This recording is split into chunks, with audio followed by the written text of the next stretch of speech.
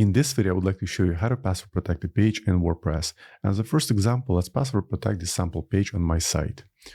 So at first, let's log into the WordPress dashboard and then hover on Pages, then select All Pages.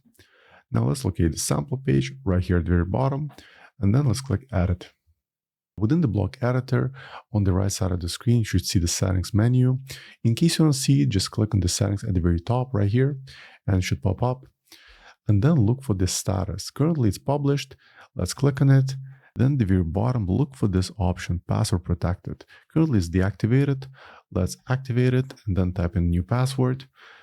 As an example, let's type 12345, and then let's save the changes. Once the settings are saved, let me open my website in new browser, and let's try refreshing the website.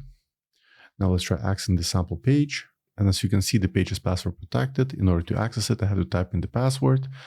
Let's type 12345, press enter. And just now you can see the page content. Alternatively, there's another method how you can password protect the page. For that, let me go back to the block editor. Let me exit it. Once again, go to Pages. And now as an example, let's password protect the refunds and returns policy page. For that, let's hover in it and then click on Quick Edit.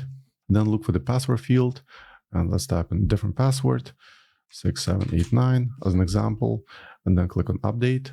And once again, let me open my website in another browser. Let's refresh the page. Then let's click on the refunds policy page. And of course, it's going to be password protected. Let's type in new password, 6789, enter. And there it is. Here's the page content. So as usual, hope you found this video helpful. And for more WordPress tutorials, please subscribe to my channel. Thank you.